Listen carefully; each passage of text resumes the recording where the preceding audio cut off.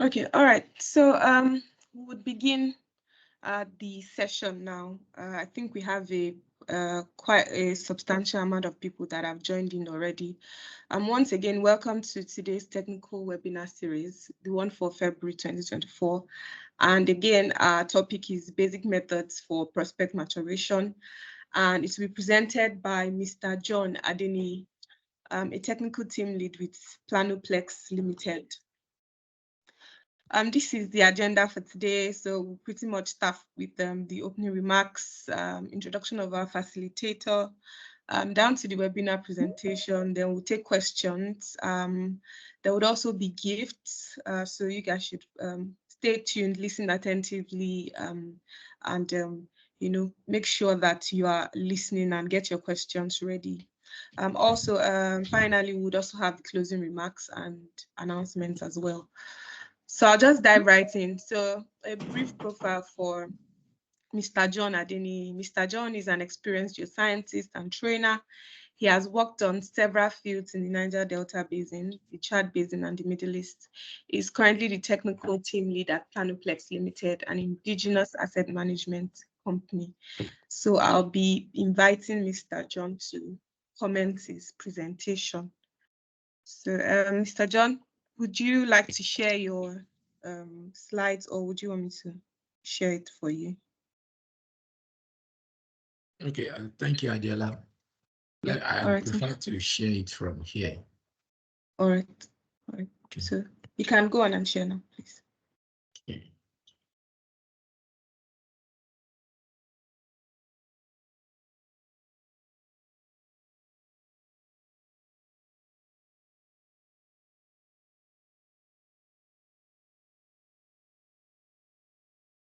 Okay, thank you so much, Adela. And I would like to appreciate NAPE for this opportunity to come and rub minds together. My name is John Adeni. I don't know, I saw another name in that profile, though my picture was there. I saw one Ademo something. Okay, my name is John Adeni. I'm a geoscientist. And as stated by Adiola, we are going to be looking at some basic guides for prospects maturation. So you are going to pardon me because I had little time to put some few things together because I don't want to say the notice was so short, so I couldn't get approval to discuss some live information like that. But at least I believe by the end of this talk today, we should be able to get one or two things from this webinar series. And like the topic said, the basic guides for prospect maturation. I'm going to be a little bit basic, kind of, because when I requested for the audience I'm going to be expecting, so yes, we can take questions, and I believe a lot of us here too can contribute in one way or the other.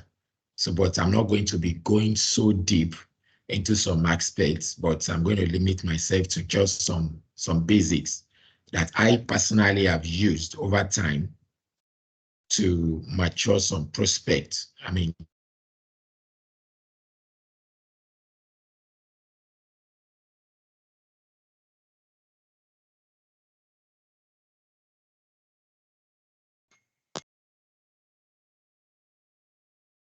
able to see here, so to say. Me. Can you hear me? Hello? Yeah, we could hear you for a few minutes, but you were off for a few seconds. So, Yes. but yeah, you So can go on. please, We can hear you now. Okay. You are still going to bear with me. I think my network is very unstable. So I was talking about the pictures that we have here. It summarizes the overall process of hydrocarbon exploration down to production and abandonment. The first picture here talks about, as you can see, when seismic is being acquired, that's thumper trunks for acquiring seismic on land. Then we go on to process the seismic, we interpret the seismic before we take decisions on where to drill and eventually produce the opportunities. So to guide our discussion this morning, I'm going to be running through some introductory parts. Then, of course, there are some terms that we are going to be using in the course of our discussion. Then we'll look at those methods that I said. Please take note, there are different processes that are more detailed that are used in maturing identified prospects. But like I said, I was able to quickly put together the ones that I've been able to use over time, especially in situations where you have limited data for that opportunity. So I'll quickly show you some case studies. Then, of course, we are going to summarize and conclude. As a way of introduction, you might be wondering that why is it that we need to keep maturing our prospects? We need to keep developing our portfolios.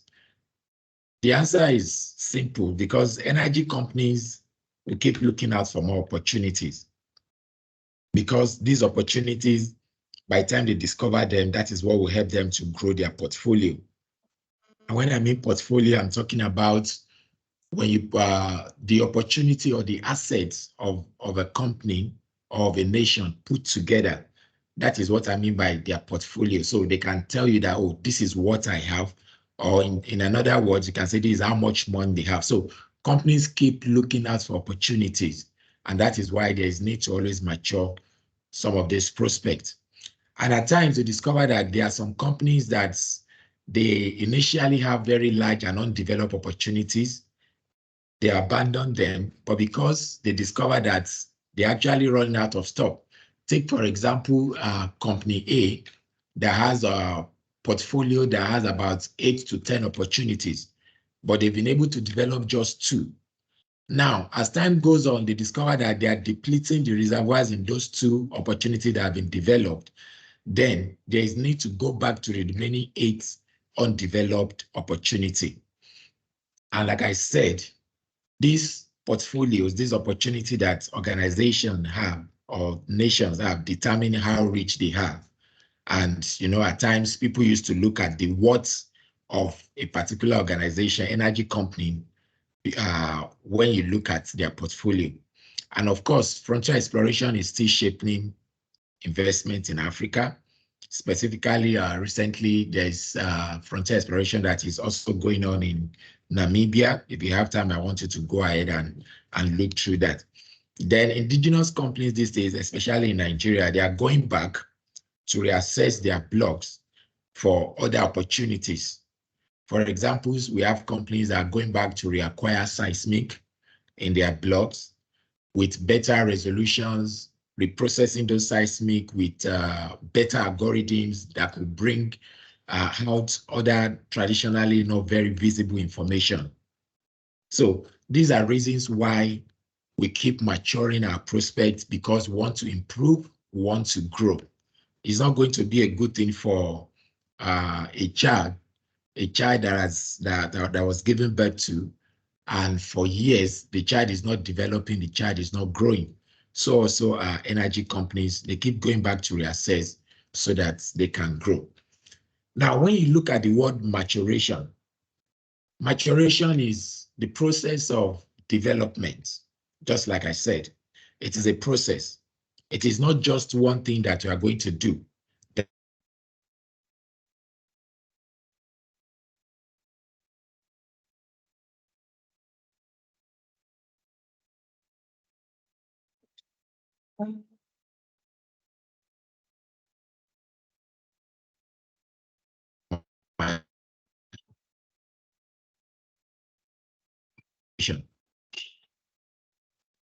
So also is a process of maturation.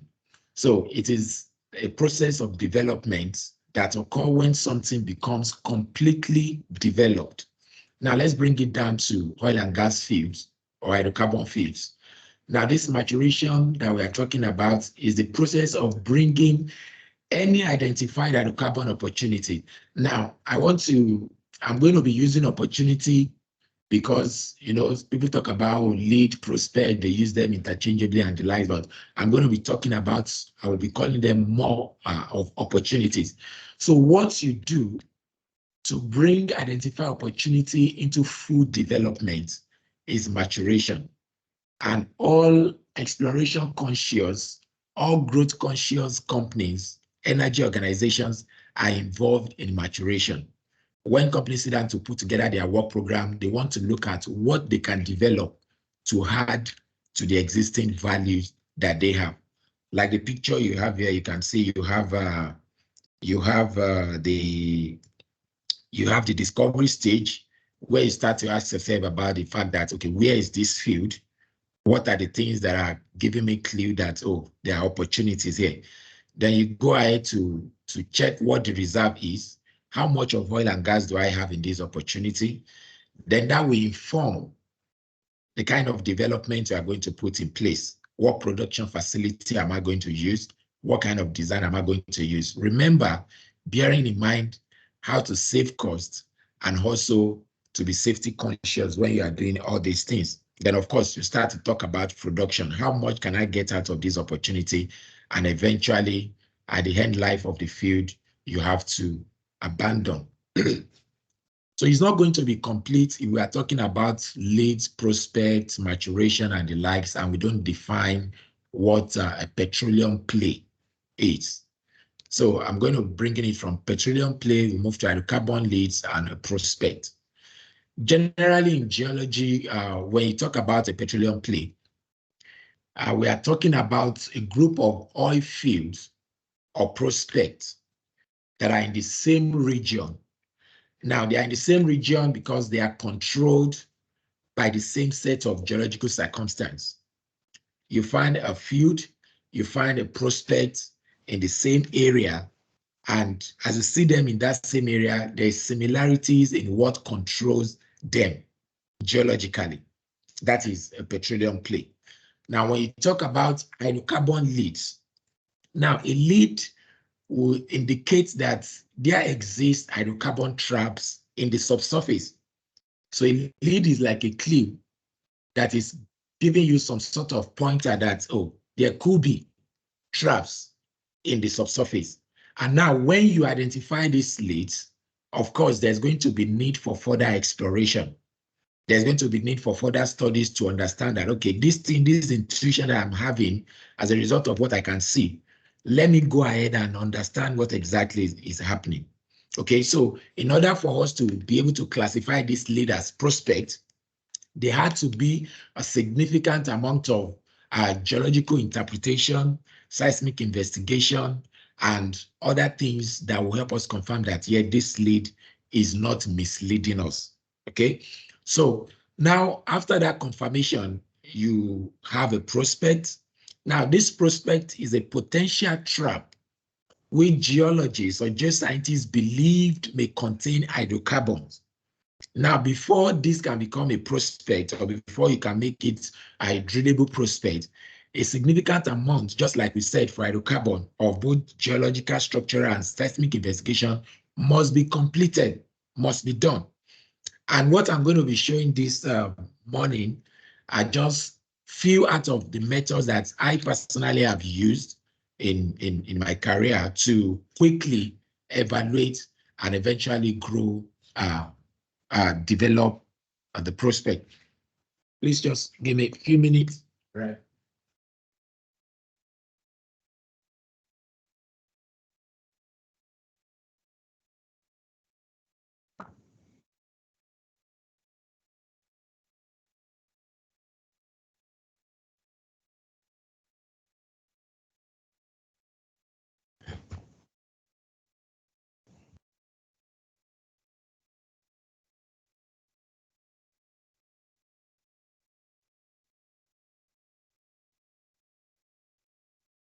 Sorry about that.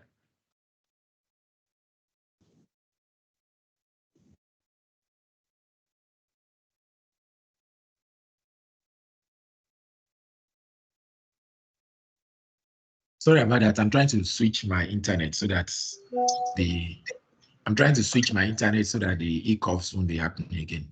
My apologies for that. Okay. So now let's look at the concept of play and prospect, just coming from what I explained before. Now, this is the order that we have it. You have the basin. Take, for example, the Niger Delta basin. You have the place inside the basin where you have to carry out your play assessment, prospectivity studies. You have prospects in those places, just like what you have here, this picture that you have here. You can see this is lead. Remember the definition that we gave lead the last time, that there had to be some further studies before you can move them to become prospect. So inside a play, you have prospect lead, which will eventually become discovery after you must have drilled, which will eventually become discovery, then it becomes a field. Now you can see this prospect, play, discovery, field, they are in the basin, okay? These are things that we are familiar with, but I just feel there's a need to lay that foundation before we move ahead. So this is a case study. Like I said, I didn't have the time to put some live scenarios together, but this is like a replica of what I worked on before. So this is block 504. I just named it block 504. There are two blocks here. We are concentrating on this block where you have those opportunities. Then there's another block just north of it.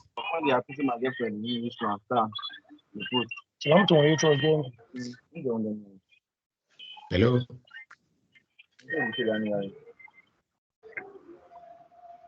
Hello, please, can you hear me? Yes, we can hear you. Please okay. Go on, sir. Because, okay, I was hearing some background noise. Okay, so now you can see I have the green here represents my gas, the red represents my oil, while the yellow here represents my opportunities, okay, in this block. Now, this block, there are about 3 fields or 3 opportunities that have been, okay, one opportunity has been fully developed, that is the Z. And why am I saying it has been fully developed? Because it's actually produced 1, 2, 3, 4, 5, 6, 7, about 8 wells are producing from the field, and possibly maybe this was like an outpost well that was wet, not sure. Then there's another prospect here that's been drilled, but we have just 1 well, and the well tested oil and gas, and that's prospect opportunity X, and we have opportunity Y. Yes, it has been 1 well was drilled to test it, and there was another well that was drilled to appraise it. Okay, it's still undergoing some sort of appraisal. Now we are going to be, my emphasis is going to be on opportunity C and C1. Now you might be wondering, why am I going for C and C1 at this point in time? Most times when we have the portfolio, when we have the portfolio for an energy company like this, these are lists of opportunities from interpretation, the leads that have been identified so far. We have lead A, B, C, A, B, yes, A, B, C, D, E, F, okay? But only X, Y, Z have been developed, sort of. Now, I'm concentrating on C because in terms of risking, another thing that I would like to mention, but I might not be discussing that in detail, before you go ahead to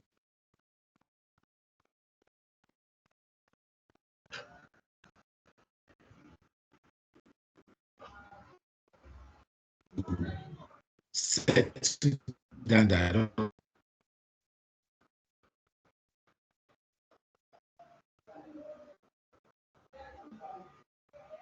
what I consider is what is the volume? That's 1. What are the existing facilities that are around it that could assist us in properly understanding what is going on in that area? That is 2. Then number 3 is the risk that is associated with that opportunity. If the risk is so high, then I try to a little bit step down a bit, but I rather go from the known to the unknown, where my risk is less. So I'm going with this C because I have a well here. I have two wells that are close by as well. And of course, when you look at the area extent of this is pretty big than every other opportunities that we have here. So I went ahead to look at for C, but there was no well that penetrated the C and the C1. We believe that one way or the other, the C and the C1 might eventually be just one structure altogether. But like I said, that will be when it has been properly appraised and we understand the structure properly. So most energy companies used to have what I'm displaying here. And if this is energy company XYZ, this is their portfolio. This is what it looked like. This is what their opportunities after they've carried out investigations, seismic interpretation, and the like. So they start to move. Let's assume they are depleting this and they are looking at the fact that, okay, which one is the next opportunity that is closer to this existing facility that we have that we can quickly develop. So I'm going to be talking about this C opportunity as we move ahead. So bear it in mind that what we are trying to do now is to mature this C1 and the C. Let's just call it the C opportunities. Now, another thing that companies do majorly for decision making, and this is always updated periodically as you mature a particular opportunity from one end to the other. Some call this exploration funnel, some call it development funnel, some call it, I don't know, yes, but I'm going to explain to you. Now, these lines you are seeing here are gates that each of these opportunities will have to cross before they get to the point of execution. Okay, now remember we have opportunity A, B, C, D, E, F, G. Like I said, we are concentrating on opportunity C. Okay, we are looking at moving opportunity C, moving it to cross this decision gate, assess it, select it that, okay, this is what we want to go for. Before we can now go ahead and say, okay, we need to propose a well, let's explore this, let's appraise it, then eventually becomes what we are producing from. So moving this opportunity C from this gate 1, that's the identifying gate, to execute gate, everything you do from that point to this point are what we define as prospect maturation. You are maturing the opportunity. You want it to mature and make it come to fruit. And remember, the seed that we have here is actually producing, and that's why you have the Z. They've actually executed it. We have the Y. The Y is a little bit closer to the Z because if you go back to the Y, if you go back to the Y, you can see that we have about 2 wells in Y. So I believe I understand what is going on in Y because of the ground truth that I have than what I have in X. But because X has also been penetrated by 1 well, so X is also here. So most times we use this to represent, okay, this is where we are. And for exploration team, it gives us an idea that, okay, we still have more work to do.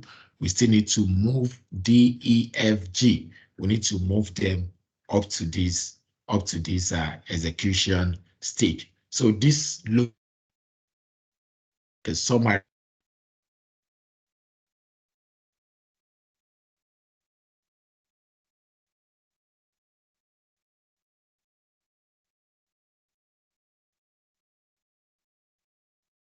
like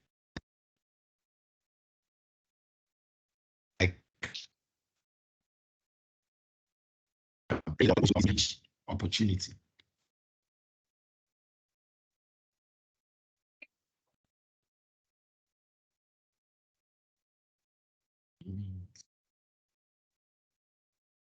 I'm trying to. The lowest package we have is 1 kb. Okay, Two pound. we should have a better network. Okay, so let's move on. So now generating our prospects. Now our prospects want to make it a drillable prospect. Remember, our focus is on C. Our focus is going to be on opportunity C. Okay, the C. So we've identified the lead. So when there's a lead, there's an indication of a possible trap. The prospects, we've ascertained that there's some degree of closure.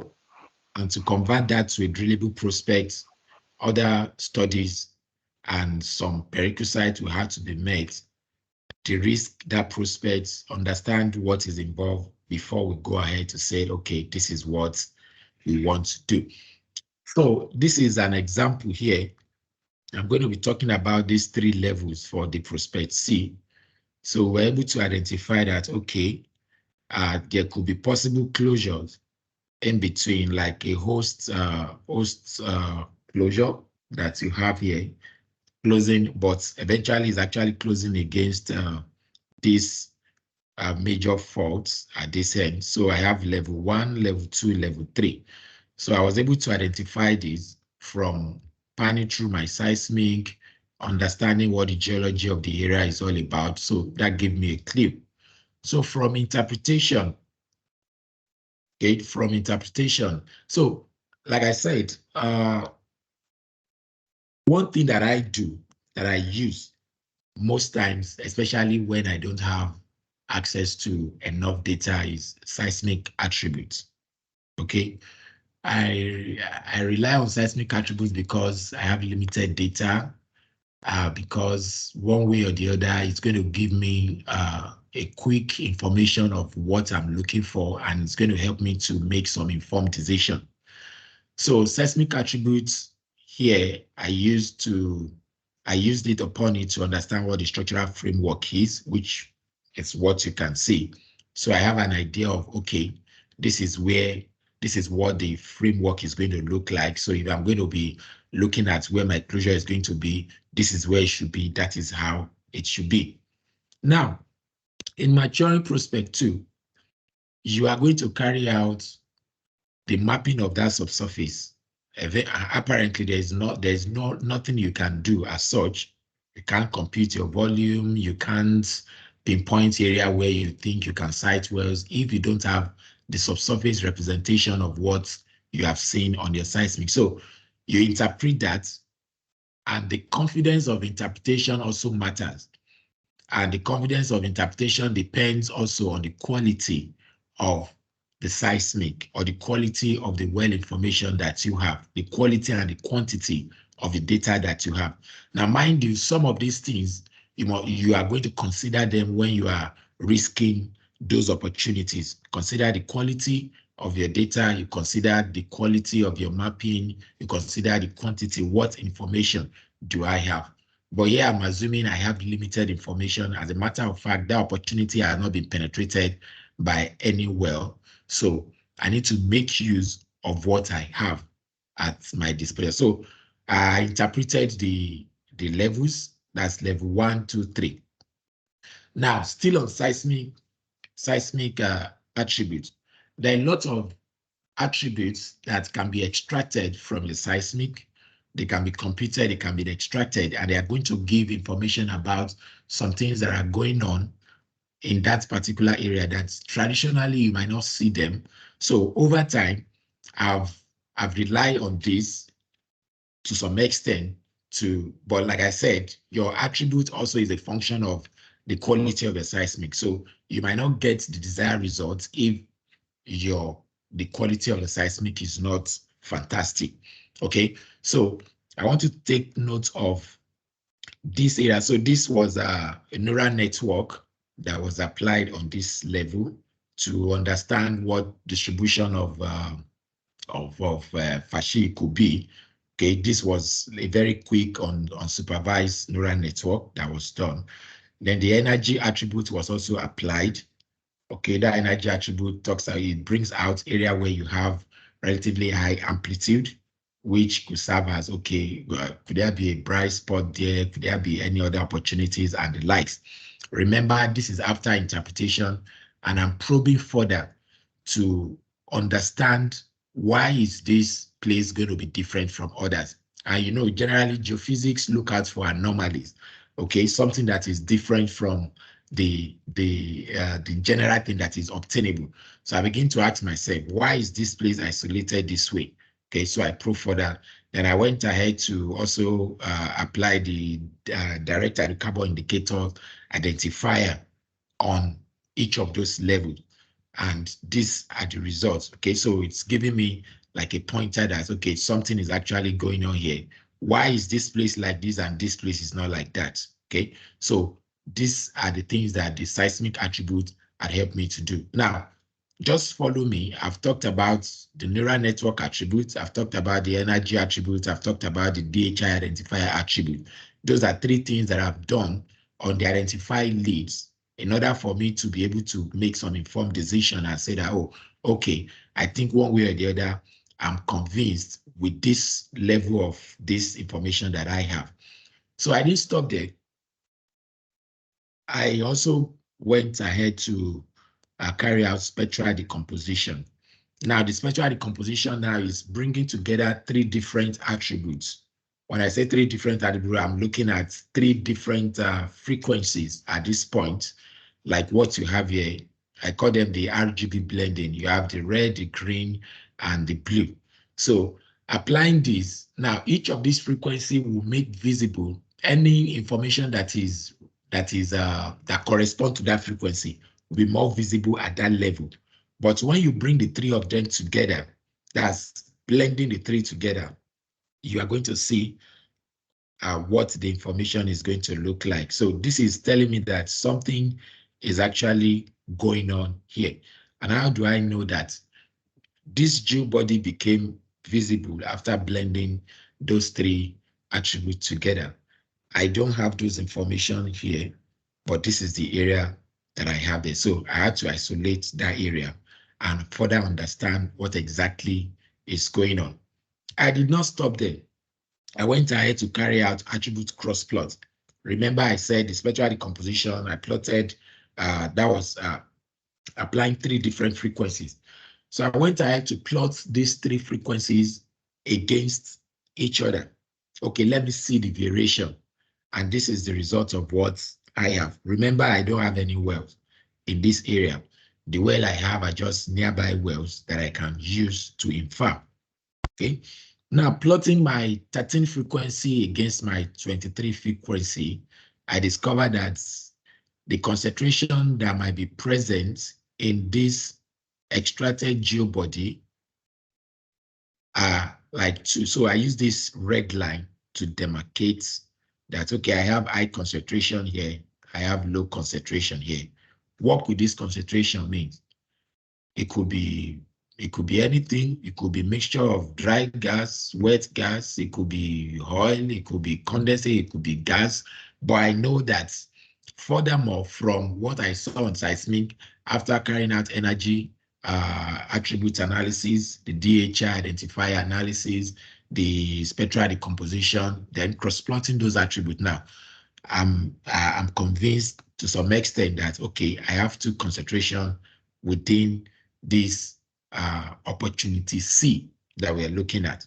Then I didn't stop there. I went ahead to plot the 23 frequency against the 32 frequency, and it's still showing me the same trend that I have high concentration here, I have low concentration here. So there's a way you can transform or make those concentrations show in areas where you have isolated.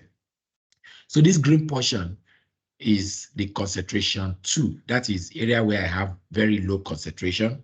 And this is what it's telling me. As you can see, you can still see some of the patches, like something that is being dissolved in another thing, okay? So I have one concentration. So all these things that I did gave me an assurance that, okay, one way or the other, there could be opportunity in sea. Mind you, at this point, I'm not saying this is gas, or this is oil. But I know that one way or the other, there's something that is going on. The only thing that is going to confirm what I have in there for me, by the time I test it, I drill it, then I know that, okay, this is what I have. There are other advanced studies that could be done. There are quite some number of studies that could be done to apply AVO or impartial and so many things like that. But like I said, we're just talking about some basic things and what I have used over time. Okay, so I have 3 levels here: reservoir A, reservoir B, reservoir C. Now, to some extent, I'm convinced that they could be drillable prospects because of other information, other prognosis analysis that have been done on them. Remember, there are 2 wells. These 2 wells are from that opportunity Y.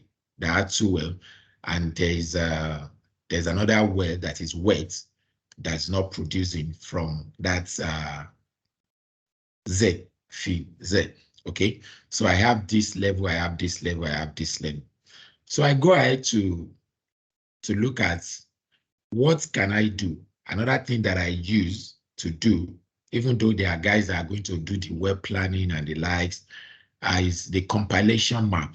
So what I do is bring together the contact, bearing in mind my speed point also, bring together this contact, superimpose these 3 levels, because my intention is to test these 3 levels, superimpose them. You can see this is level 1, that's level A, this is level B, and this is level C. So now superimposing them together now gives me an idea, oh, okay, that means I can use one single well. If I place that well at this point, I can use that well to test the 3 levels. If I place another well at this point, except maybe the well is deviated, I can use this as a straight well to test 2 levels. That's level A and level B. Mind you, what we are trying to do is to mature opportunity C.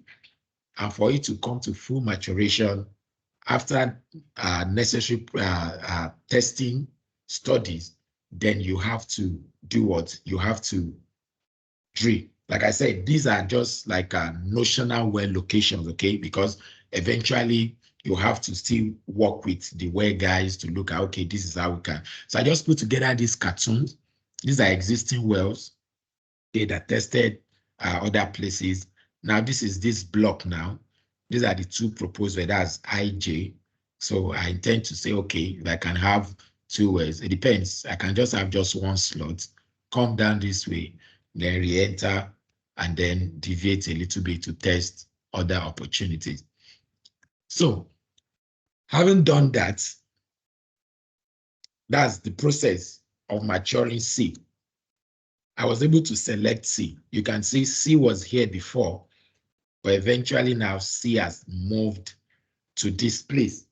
And my intention is to move C. So there's going to be well proposal for C. By the time they drill the exploratory well for C, they test it, we ascertain that this is what we have in it. We know the extent, we know the fluid types that we have in C before we now start to talk about appraising C. But the ultimate goal is to fully mature C so that C will come to the level where we have field Z. So that is my little one of out of many methods, one of the quickest one and the one that has been helpful for me personally that I use most times, especially when I need to mature any opportunities, or most times when I have little or no information. So the search for opportunities and their development will continue because companies are looking forward to doing fantastically better than what they are doing presently. Companies are looking forward to make more money. Geoscientists are looking forward to develop more opportunities. And based on my own experience, seismic attributes can be very, very useful, especially when you have limited information. They can be useful when it comes to maturing any identified opportunities. So as a recap, you have to identify that leads. You have to carry out your subsurface mapping. You have to be sure your mapping is okay. Then use what you have at your disposal. If you have analog data that you can use to infer, that is fantastic. But if your seismic is good, the quality of the seismic is okay, deploy seismic attributes, and it's going to give more information. Then you can go ahead to plan how to test the opportunities. So this is where I'm going to stop. Don't know if I'm sure there's going to be questions, contributions, additions, clarification. Thank you for listening to me. Over to you, Adela. All right, thank you so much, sir, for such an amazing presentation, very in-depth and quite solid. Thank you. You took us from discussing, our plays all the way down to drillable prospects. I'm pretty sure we all have questions. So if you do have a question, please drop it in the chat area, or you can raise your hand and ask yourself. We have one question already here, so I'll just read that out to you, Mr. John. So the person is asking, attribute sheets, that's the name of the guest. The extracted geobody you used in carrying out the attribute cross-plot, was it a core sample? That's the question. Was it what? Was it a core sample? Core sample. Core sample, C-O-R-E, core sample. Oh, no, not core sample. All the attributes you saw there were extracted, computed from the seismic data. Okay? So there are processes to them, so not core sample. Yeah, if I had core sample, there are ways you can also cross-plot some of these seismic attributes with your well information. Okay, if you have core data, you have well information, you can cross-plot some of them with your porosity, with your permeability, to understand what exactly is going on. But in this situation, I do not have wells, no well penetrated that particular opportunity. So they were extracted from seismic. All right, okay. Thank you, sir, for that answer. So if we have any more questions, please let's drop it. All right, we have one person here, Amara Udebunu, please, you can go ahead.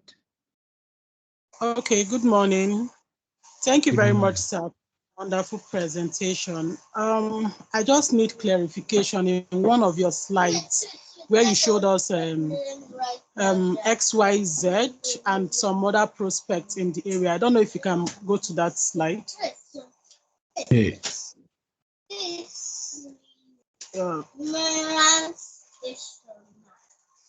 That has a 4. Yes, please. I'm just looking at X. I'm wondering, from your legend here, you showed us that gas is green, oil is red. I'm wondering why I'm seeing oil on top of gas, if I'm right. Yes, As against Z has what? Yes, you are very correct. That was I sent my, I did these cartoons just, so I think when I was coloring it, I think there was one also, that was a mistake from my hand. If you take note of these two, that's X. So that was a mistake from my head. I apologize for that. So it should be the other way around. You have the oil rim around that gas. Okay, is that clear? Thank you very much. Thank you. It is. Yeah. Okay, thank you. Next we have Mr. Danjuma. Please go ahead and ask your question. Okay, thank you, sir, for a wonderful presentation and the eye-opening information in the topic so far treated. So I wanted to pick your brain and see if I can get maybe some leads from what you presented. I think one of the methods that you mentioned is spectral decomposition for prospect de-risking. Yes. So if I have a field that I'm able to do that, but I'm still not able to get much information that I needed, what other methods can one do to further de-risk the prospect or the lead, as the case may be? Bearing in mind that maybe you don't have a lot of information, maybe to do things like AVO, you know. So I'm just thinking, what other methods can one employ to de-risk the lead or prospect, as the case may be? Okay. Okay. Thank you for that question, Danjuma. In that situation, first of all, if you apply spectral decomposition and you are not getting or maybe you apply other attributes and you are not getting those information or what you desire. Like I said, your data, the quality of your data is key. That's one. So that might be responsible for that. Even if you need to do AVO, you need to do inversion, you want to deploy those means too, you still need relatively good data to carry out other methods to de-risk that. So in that case, what I would suggest is if you have nearby information, I'm talking about analogs now. Analogs, you can make use of that. But like I said, this business is a risky business, and yeah, if you use analog, look at the geology, try to do like a regional correlation across, understand what is going on and the like. So if you don't have good data, if you don't have enough information, at that point, if you are going to work with what you have, what I would suggest is to look for analog information, and that could assist. So maybe if you are able to convince the management of the organization that, okay, from inferences that I got from here and there and all that, I would suggest that maybe we reprocess this seismic or we reacquire data and all that and all that. So in that situation, your quality of data is not so good. You don't have enough information. I will rely on analog at that point in time. Oh, okay, thank you very much, sir. Now, I actually had a situation where the client is insisting, please give me something. Unfortunately, the nearby field is not even correlatable to that one. Wow. So it was a dicey one, but well, what can we do? So yeah, all right. Thank you, sir. Okay, so another thing I can suggest in that situation is yes, some data can be challenging, but one way or the other, there could be ways you can enhance some of those data. Yes, but you need to be careful in enhancing them too, so that you don't destroy the geology, you don't destroy some information that should be there. So if data is bad, the data is bad. Okay, but I guess we just have to work with what we have. I understand what you are saying, and I get it clearly. Yeah. All right. Yeah. Thank you, sir. Yeah. Thank you.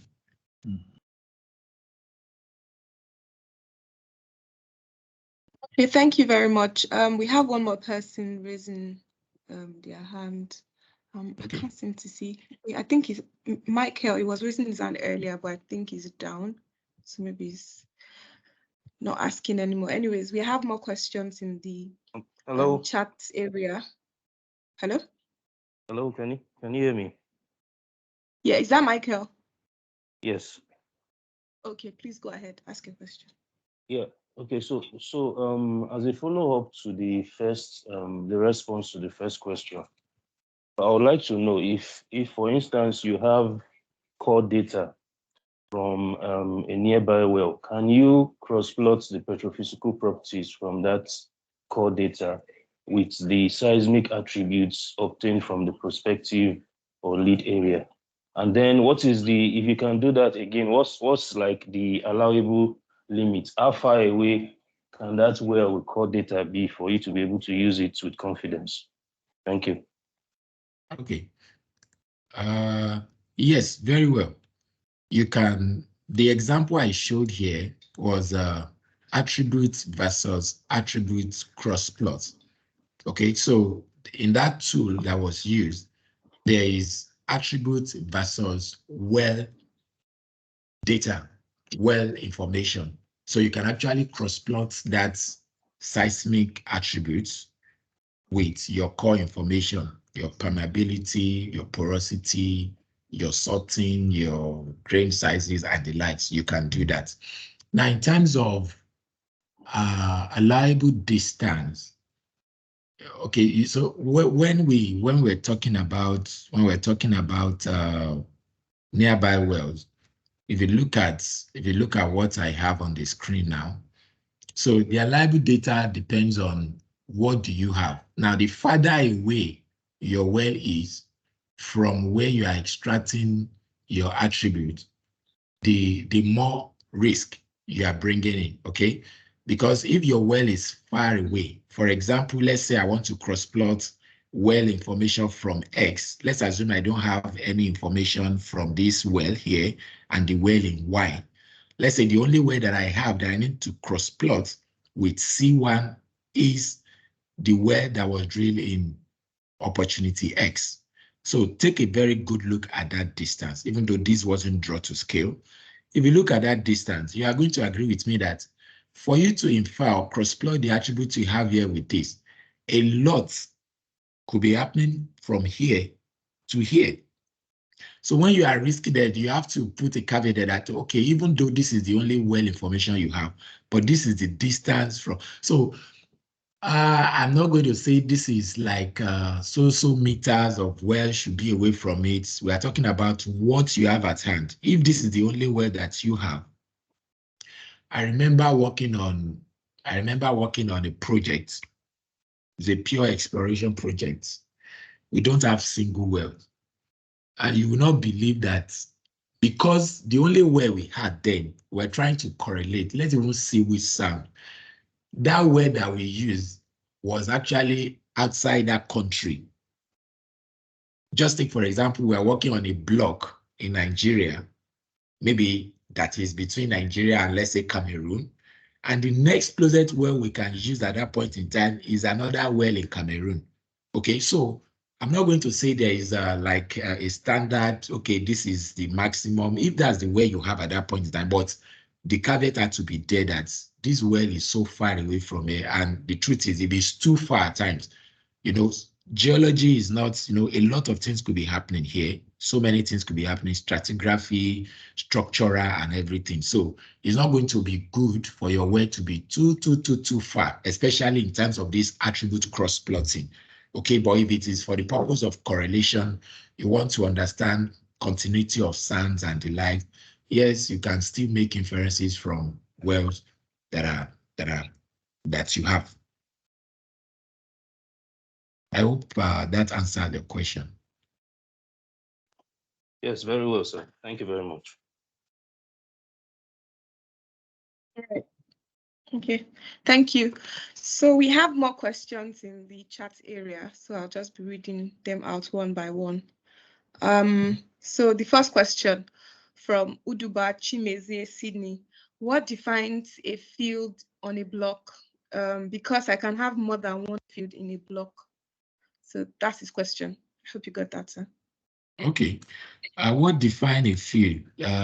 Okay, let me go back to this. If you look at this, so you are calling it a field because it has been tested, it has been appraised, and possibly you are producing from it. Okay, so from your play, prospect, discovery becomes a field.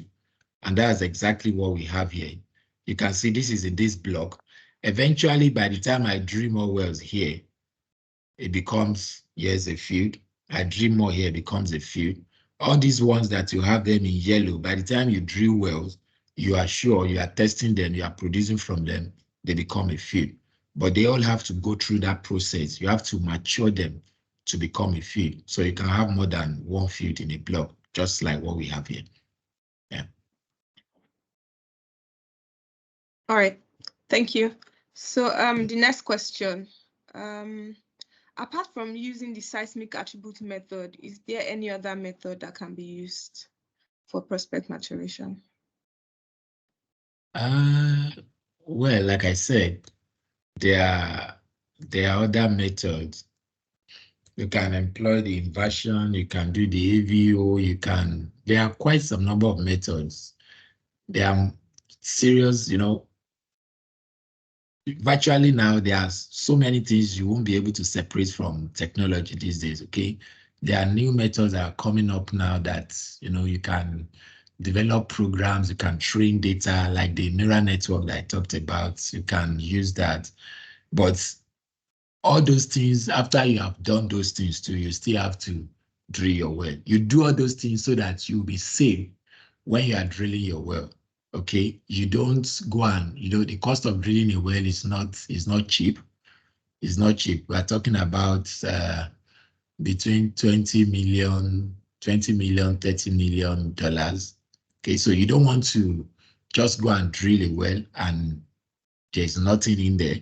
So that's why. So there are quite some number of methods which I will encourage. You can also, they are in the public space. You can read up their method, but I share these ones because these ones I've been using them and they've been working for me one way or the other. But before you can still confirm everything, you still need a well to test that. So there are other methods. There are other methods, but these are some of the basic methods.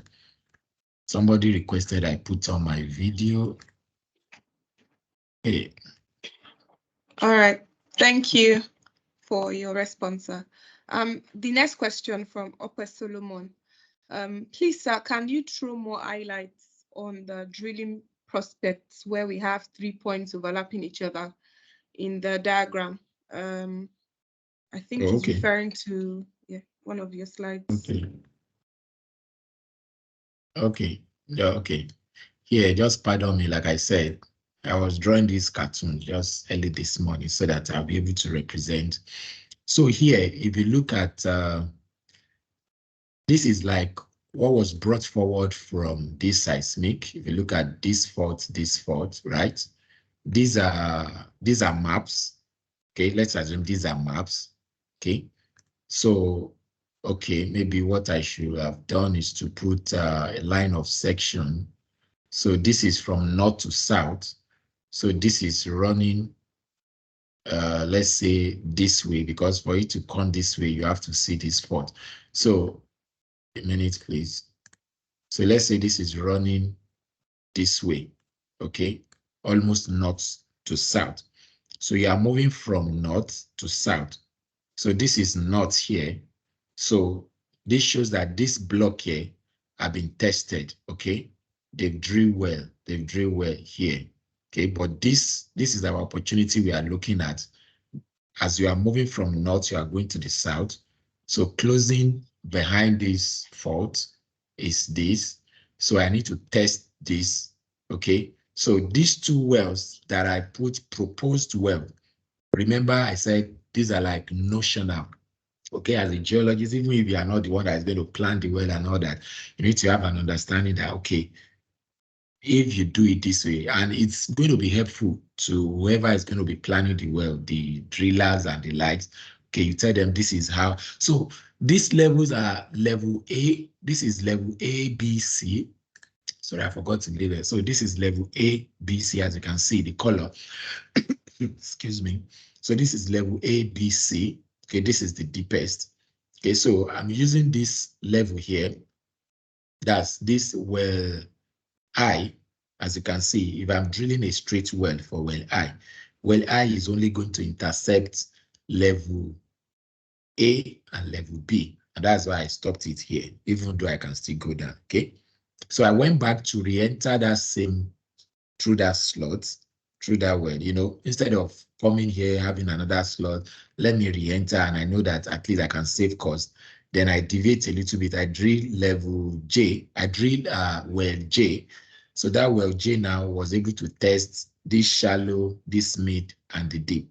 So this cross-section here is just a representation of what we have from the compilation map, okay? So this compilation map is when you compile your opportunities, you compile. Now, these opportunities, these lines that you see here are like contacts, are like from the map that was interpreted, putting in mind this P point that, okay, I should have my hydrocarbon closing at this point. Okay, so I place those contacts, I superimpose them up, overlap them, then this is going to give me an idea that, okay, I can actually test this. Take, for example, if let's assume there is another deeper opportunity that comes here. Let's say there's another deep opportunity that is here. This is going to tell you that you cannot use this same well, might not be able to use this same well to test this one because it's actually not overlapping. Okay, so the idea of the compilation map is to give you an idea that, okay, if I want to choose a notional well location, where can I do that?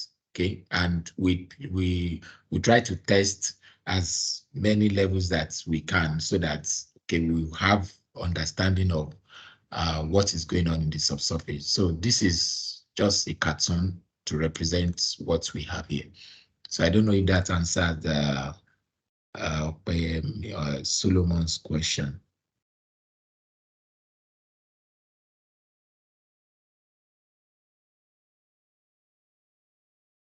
Yeah, I believe it did. So the next question from Shuaibu Shamsuddin. In terms of attributes cross plots from the example you cited, plotting the attributes together, which shows a high and low concentration, what if the concentration was completely equal? How do you interpret that? Fantastic. Good question. I love that. What if they are all equal? It's possible. It can be equal. So that is suggesting to me that I have just one concentration in it.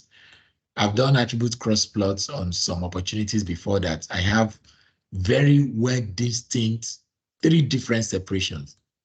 Okay, well distinct, something like this. I have one plotting this area. I have another one plotting like this.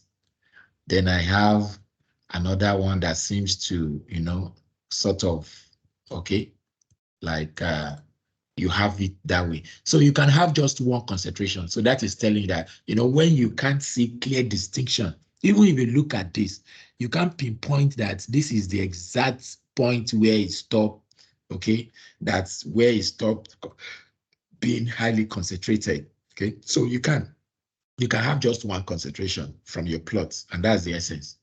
You can have one concentration. You can have more than 2. You can have 3. I've seen 3 so far.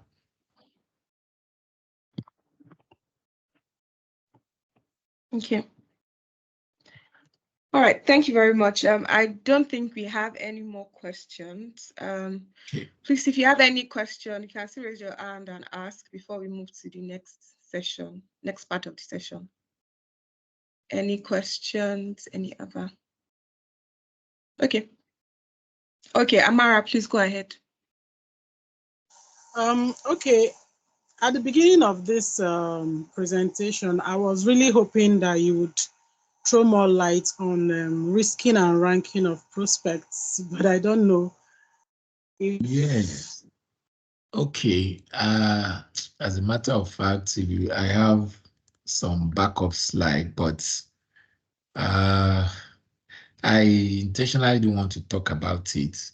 I just want to keep it simple. That's why I didn't talk about it. But I mentioned some risking. When you're talking about risking, you have to start looking at the type of traps, closure. You need to consider the quality of your reservoir. Okay. You need to talk about the seal. Most times, at some point for this, we use NTG for the seal. Then, of course, the charge. Where is the charge coming from? Yeah, Niger Delta, we assume, yes, we have good charge and all that. Then you start talk about your confidence, perception, and all that. I really don't want to go into that. That's why I didn't talk about it, okay? But I can always share this information with you if you want them. Yeah. Yes, please, Well, I do. Thank you, sir.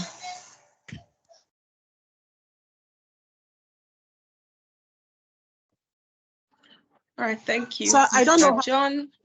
Okay. Go on, Amara, please. So I'm asking, how do I get the information? Do I reach out to you directly or through the YP? Through the YP, be fine. Yeah. Yeah, I think the slides will be made available after now, I believe. Oh, okay. Thank you. Cool. All right. Thank you all so much. Thank you, Mr. John. Thank you to everyone. Do we have any other question before we move to the next part? Okay. All right. I take it that we are all good. So the next agenda on our program today is the gift voucher session, and we have just 3 simple questions to ask our audience, and I'm really excited by the questions that we've asked already. It shows we're really listening and we were invested in Mr. John's presentation. So we have 3 questions to ask, so if you know the answer, you can raise up your hand and just give us your answer, and of course Mr. John will critique the answer you give, as is the subject matter expert on this topic today. So the first question, quite simple, quite easy. Who can tell us the difference between a lead and a prospect? I think that's like a very easy question. So please, if you know the answer, just raise up your hand. Difference between a lead and a prospect. Anybody? Okay. Let's see. I think I saw Bamidele's hands first. So yeah, Bamidele, please go ahead. Yeah, good afternoon. Hello, can you hear me? Yes, I can. Okay. Thank you so much, sir, for the presentation, sir. So a lead, or let me start, a prospect is has been investigated. Okay. Can you hear me? Yes, I can go on. Okay.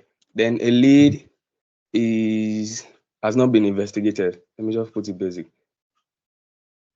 I don't know.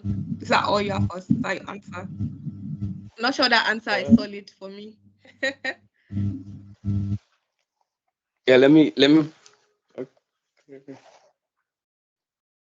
Or should That's I all. get someone else to try? Okay, that's all you have. Yes. All right, thanks. All right, thank you. So the second person on the list, Shaibu, do you want to give it a try? Yes. Good afternoon once again. Thank you for the presentation. The answer to this question, I think a lead is a geometric indication of a possible trap, while prospect is a process that has to do with investigating the various attributes on seismic. I think that is the answer to the question. I don't know if I'm right. All right. Okay, thank you. Thank you. You were both on point. So thank you for the answers. And moving on to the next question. The final question for today, and that'll be it. During the course of the presentation, Mr. John spoke about development funnel, and he explained like the process you go through to mature your prospects. So what are those steps, like the title of those steps? I think there are about 5 of them. So that takes you from one level to the next when you're trying to mature your prospect, the development funnel that Mr. John presented. All right, so I think Amara, you can go ahead. Shaibu already answered the question, so Amara, please go on. Oh, okay. The first step is to acquire your seismic. The second one is to process your seismic. The third is to interpret. The fourth is to develop. The fifth is to explore, and then the sixth is abandonment, I think. I'm not quite sure that's it, Amara. The gates, like the gates that you have to pass through on your development funnel. That's not the answer I'm looking for. Anybody else wants to try? Thank you, Amara. Thank you. Okay, Ope Solomon, please go ahead.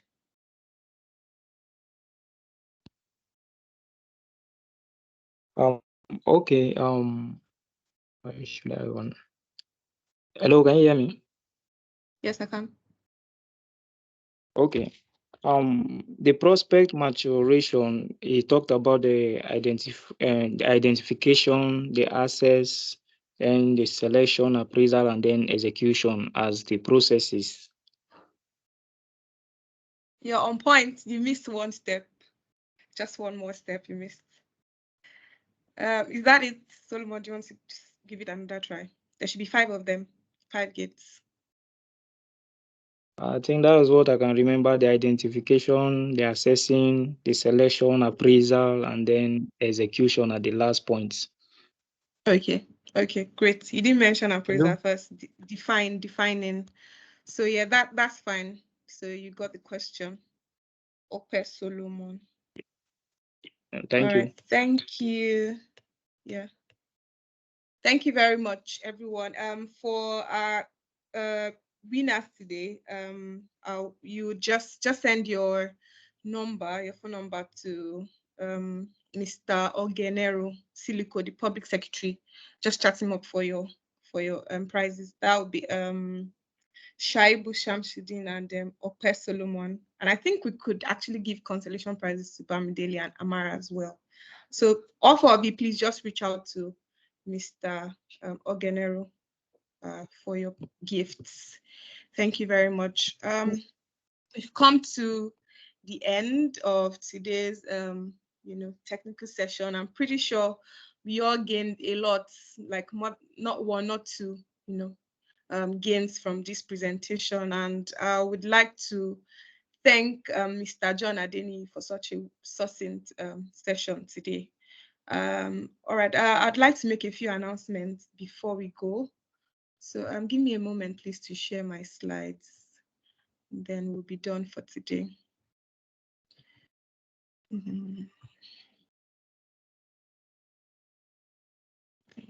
you.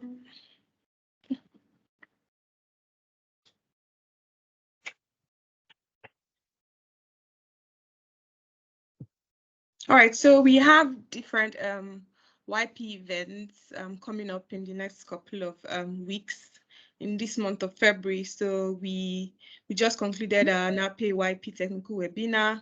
On the 10th of February, we'll be having our NAPE YP mentors hangout. Let's look forward to that. On the 17th, we'll be having our NAPE YP technical workshop. Then we'll also be having workshop. It's going to be at Kwasu this year. For this month, technical workshop is at Kwasu in Ilorin, and on the 24th we'll be having the NAPE YP charity event. We also, this is a slide for the YP charity event. Would like you all to come out and support the NAPE YP unit of NAPE. You can drop off items for donation at the secretariat in Lekki. The items needed would be like provisions, clothes, shoes, educational books, foodstuffs, mosquito nets. So please, let's share the love, let's spread the kindness, and let's all come out for this event. We also on the left, we can see the technical workshop flyer that will be happening at Kwasu. We can see that we have, very powerful people that will be coming in to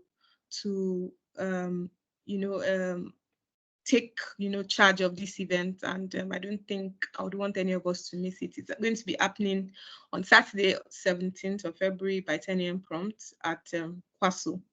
That's Kwara State University in Malete, Ilorin, Kwara State. The registration deadline for this event is the 13th of February, so let's take note of that. And of course, please, let's pay our dues. So that'll be all. So thank you very much for attending today's event. Thank you all so much. That'll be the end of our program today. Thank you. Thank you, Mr. Adeni.